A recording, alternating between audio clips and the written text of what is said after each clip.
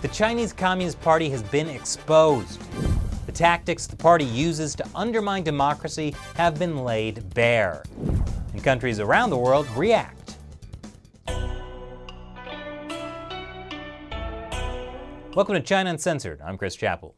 For years, the Chinese Communist Party has been extending its tentacles into every level of society and democracies around the world. But before the CCP's plans for world domination could succeed, some people began to take notice.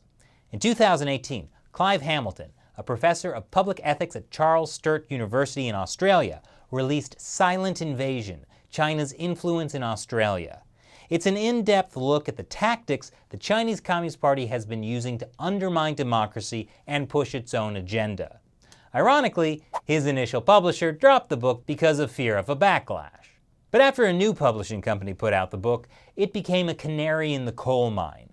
Australian society began fighting back, and today, Clive Hamilton joins me in the studio to discuss the progress that's been made over the past year since the book was published and what more needs to be done. Clive, it's great to speak with you again. Are you still facing as much harassment from your work as when I first met you a year ago? It's a bit hard to tell. Obviously, I and others who do the kind of work I do need to think a lot and take measures about security, both cyber and otherwise. So, yep, it's a different world I move in now. I bet. Since your book, Silent Invasion, painted such a bleak image of how the Chinese Communist Party was influencing all levels of Australian society, has there been a change since it was released? Well, there's certainly been a big shift in Canberra in attitudes towards Chinese Communist Party influence operations. It's now widely understood that it's a big issue, a big problem for Australia. The major news organisations are onto it, and they're looking for good CCP influence stories and coming up with some terrific ones. And the federal government has introduced a number of measures, including legislation, which has been passed by Parliament on a bipartisan basis, introducing a new criminal offence known as foreign interference. Mm-hmm. And there are a number of other legislative and administrative measures that the Australian government has taken. So there's certainly a desire to push back. Mm-hmm. And there's a kind of structure in place now which has attracted a lot of attention around the world from other countries, including the United States and Canada, to see what's happened in Australia and whether our pushback strategy is being effective. It's a bit soon to say. Mm-hmm. We've yet to see whether the new laws will bite, or whether that means there will be prosecutions, mm-hmm. or whether it means that Beijing and its agents of influence in Australia will change their strategies to stay on the right side of the new laws. So we won't know for a couple of years, but certainly the atmospherics have changed a great deal. So people are talking about the issue a lot. Specifically, these foreign interference laws, what do they do? Well, the foreign interference, let me get to the foreign interference law. There are several others. There's mm-hmm. a foreign influence transparency scheme, which is modelled on the US FARA law, which means that people who are trying to influence political processes on behalf of a foreign government have to put their names on a register. Mm-hmm. And that's just come into operation. There are laws governing foreign, particularly Chinese investment in Australia's critical infrastructure, electricity supply, gas supply. Is 5G included in that? Telecommunications. The Australian government has announced that Huawei and ZTE are simply banned from putting their equipment into Australia's 5G network. And so the Australian government really led the world on that. And there's a big question of whether the rest of the Five Eyes nations will follow suit. And there are various other measures, but I think the central measure is the foreign interference law. Mm-hmm. And what that does is it defines a new offence called foreign interference, which, and foreign interference generally described is foreign influence, which is covert, coercive, or corrupt. And what it means is that any act which is undertaken in a secretive way on behalf of a foreign principal, which can mean a foreign power or big corporation which is close to a foreign power. Or a host of a show in a foreign country? Certainly, and if that host in the media is trying to influence a government process or interfere in the democratic right of someone in Australia, then they are committing a criminal offence, and there are large penalties for them. So this is really radical because it's a new world that governments are trying to come to grips with. It's not espionage. Yes, espionage laws cover certain things, but then there's this huge gap, this grey area which the Chinese Communist Party has been exploiting in all kinds of countries. And so the foreign interference law is a way of trying to turn some of that grey area black, so that if you do that kind of stuff, you could end up in jail. So these foreign interference laws don't mention China specifically? No. However, when the bill was introduced to Parliament by Prime Minister Malcolm Turnbull, former Prime Minister Malcolm Turnbull, in his speech he specifically mentioned China, and that caused a great deal of angst and irritation in Beijing. But it was a very bold move by Prime Minister Turnbull to finger China and the Chinese Communist Party specifically. So there's no doubt in anyone's mind that this law is directed at China. We don't have Russian interference in Australia, not to speak of. That you know of. Well, you know, maybe they're particularly clever and they've gone under the radar, but yeah, this law is about China. Now, I know you talked about the risk of 5G from Chinese telecommunications companies like Huawei or ZTE. What is the risk these companies and their 5G pose? Well, 5G, the fifth generation of mobile telecommunications, will completely transform the way our lives operate, in the sense that they won't just govern our cell phones, but they'll also be crucial for all kinds of communications and industrial management processes. Driverless cars, for example, will be operated through the 5G smart cities. Smart cities, the whole box and dice, CCTV, facial recognition, everything will be operated through 5G.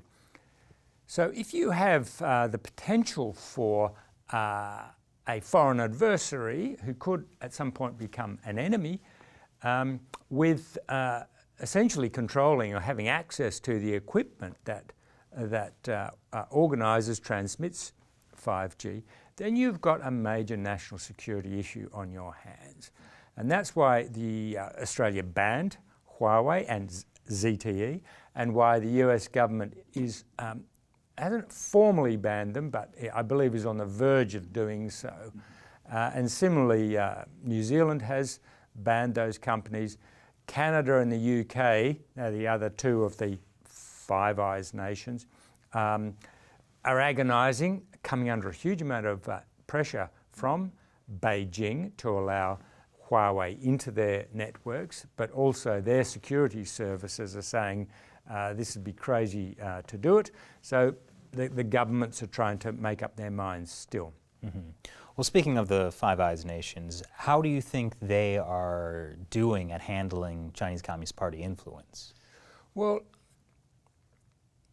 Beijing would like nothing more than to divide the Five Eyes nations, to have the United States, for example, unwilling to communicate or discuss its secrets with Canada or the United Kingdom. This would be a major victory for Beijing. So because, for instance, they've used Huawei telecom infrastructure. Exactly.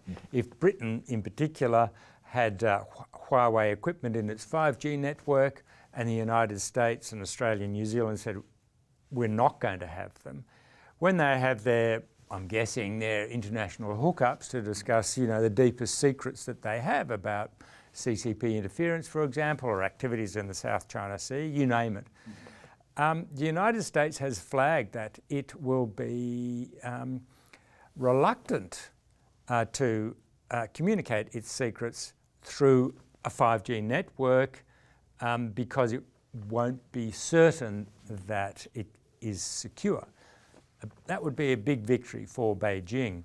And so it's very worrying that the UK can't make up its mind. Germany is not in Five Eyes, but kind of close to it, is also in the throes of trying to make up its mind on this question. So that's why Huawei is so important to Beijing for its global program of influence and espionage.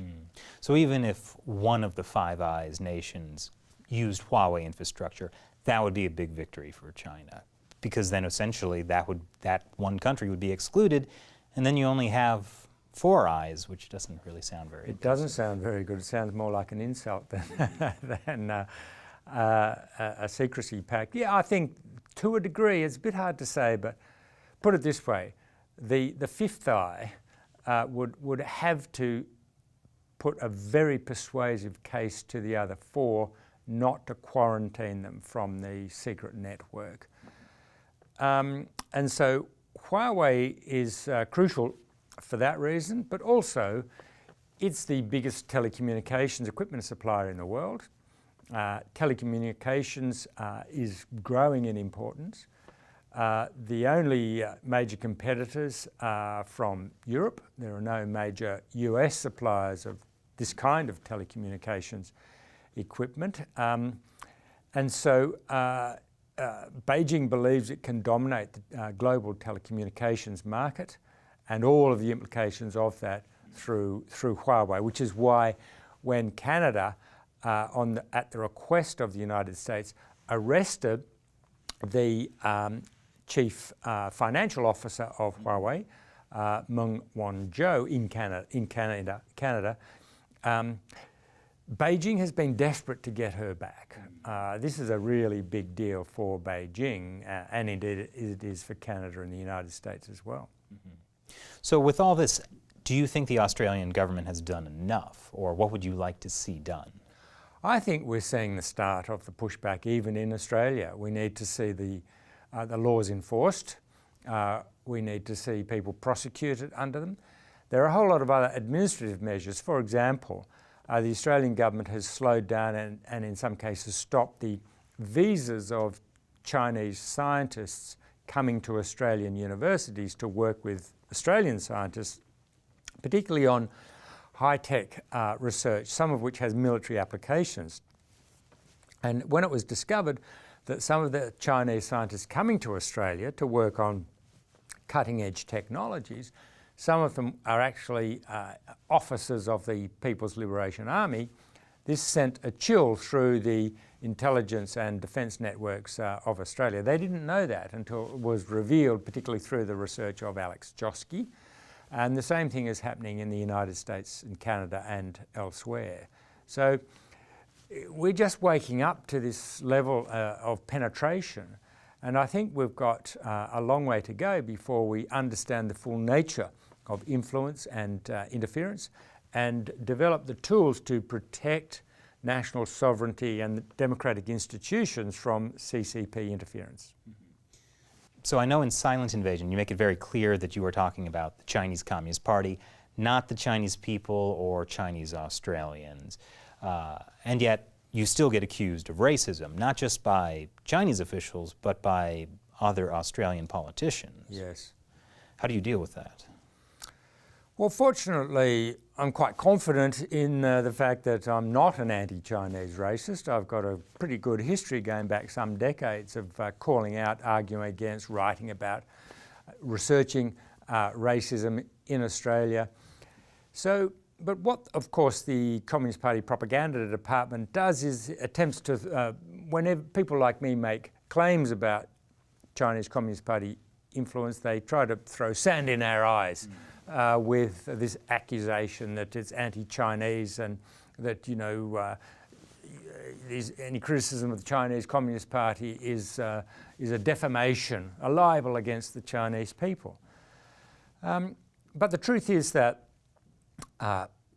quite a lot of the work that went into my book came from Chinese sources. Chinese-Australian academics, Chinese-Australian journalists. The book itself was launched in Sydney by a large group of Chinese Australians, and a few weeks ago a Chinese language edition of the book was published in Taiwan and is already selling well, I'm told, in Hong Kong, in Taiwan. So there's a very intense interest, because the point is in all of this, Chris, that the greatest victims in Australia of Chinese Communist Party influence activities are Chinese Australians. And so it's regrettable, let's say, to use a mild word, that some Australian politicians and also some academics and sinologists, not to mention CCP activists on social media, constantly make this accusation. What we've seen, though, is that people from both the left and the right of politics in Australia, and the left of the right of public debate in Australia, have woken up to the threat of CCP interference in Australia. So it's as in the United States. I mean, if you go to I've just been in Washington, DC, and pushing back against CCP influence in the United States is, I think it's true to say, the only major issue where there is a bipartisan position. It's really amazing how the Communist Party can bring us all together. Yes, indeed. Well, and there's no accident. I mean, people on both the left and the right value and love the democratic institutions, the freedom of speech, the national sovereignty, the protection of Parliament or government from foreign interference. That cuts across the ideological spectrum, or at least it should. Ideally. Are you aware that often Chinese media will use the criticisms of Australian politicians against you in their reports? Yeah, I've noticed that. There was a particularly rabid article in the Global Times, the Communist Party's kind of nationalist tabloid, and in its English language version, it launched an attack on my book, and the way it did it was it quoted prominent Australian politicians who, like Bob Carr, who's sometimes known as Beijing Bob, not by me but others, Paul Keating, and a number of others, who vigorously attacked me and my book for its alleged racism. And of course the Global Times was very happy to quote them. And it accompanied this story with a mock-up photograph of my book, Silent Invasion, being flushed down a toilet. Sometimes CCP propaganda can be quite scatological. Oh, my question, was it a regular toilet or a squat toilet? It was a Western-style toilet. Hey, that's not so bad. Yeah. Well, Clive, thank you very much for joining us today. It's a pleasure catching up with you and hearing good news, would you say? I think there are grounds for optimism where we were all pretty pessimistic 2 years ago. So the Western world, the democratic nations are starting to push back. It's only the beginning. We won't know whether it succeeds for another 10 years, but at least things have turned in Washington and in Canberra and even in Canada. And so I think there are grounds for believing that we can protect our democratic institutions from the influence of this authoritarian power. So yeah, I'm moderately optimistic. Moderately optimistic, I'll take that. Thanks, Chris. Thanks for joining us today. Cheers. Thanks for watching the interview with Clive. He actually has much more to reveal to us. Do you want to give us a sample? Well, I've been in Canada and in Washington, and there's been some pretty extraordinary revelations about the extent of CCP influence. Canada and the United States are really just starting to come to terms with it. So it's big stuff. So if you want to hear some of those extraordinary revelations, listen to the China Unscripted podcast, where I sit down with Clive, with Matt and Shelley. It's a blast.